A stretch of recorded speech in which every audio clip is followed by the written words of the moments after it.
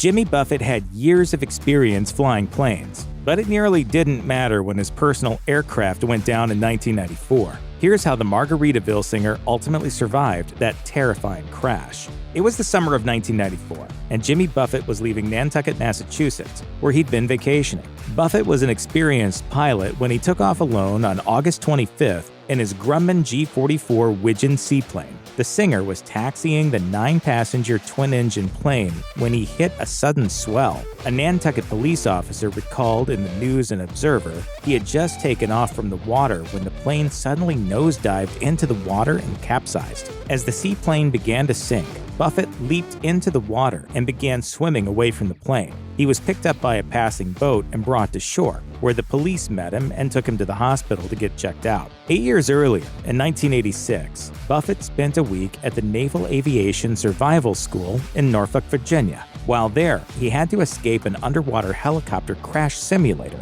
among other types of training exercises. He took the training so the Navy would allow him to fly in an F-14 Tomcat that took off from an aircraft carrier.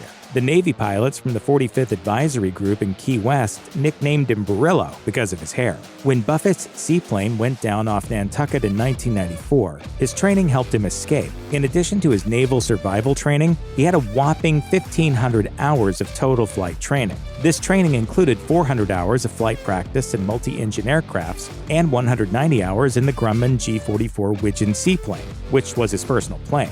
Buffett had gotten his commercial pilot license at the age of 39, a full 9 years before his 1994 near crash and 1 year before his naval training. Aside from the Grumman Widgeon, Buffett also owned various other aircrafts, including a Falcon 900. In other words, he was nothing near an amateur. However, accidents can still happen.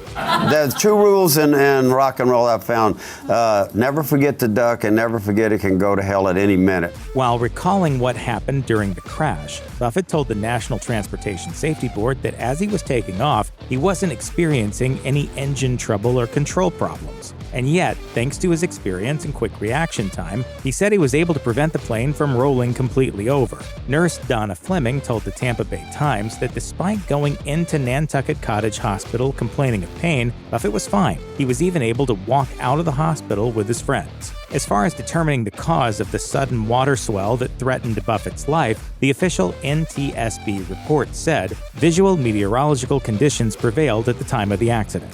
According to UPI, Federal Aviation Administration spokesperson Mary Culver said at the time of the accident, the weather was good and he was very fortunate. Buffett's plane, however, was not so fortunate. The Grumman Widgeon dated back to 1946, while the NTSB report says that the plane left the crash substantially damaged. A later examination found no malfunctions or problems with its engines or frame. Jimmy Buffett's 1994 flying accident wasn't his only plane-related near-death experience. Believe it or not, he nearly got shot down 2 years later in 1996 while flying in Jamaica with U2 singer Bono and his family. Bono was on board? Bono was on the plane. As the Belfast Telegraph reported, Jamaican police apparently mistook Buffett's plane for a craft belonging to a marijuana smuggler, shot at it, and hit it at least 7 times. Bono said of the incident, "I felt as if we were in the middle of a James Bond movie, only this was real. It was absolutely terrifying, and I honestly thought we were all going to die." Speaking of his family, Bono went on to add,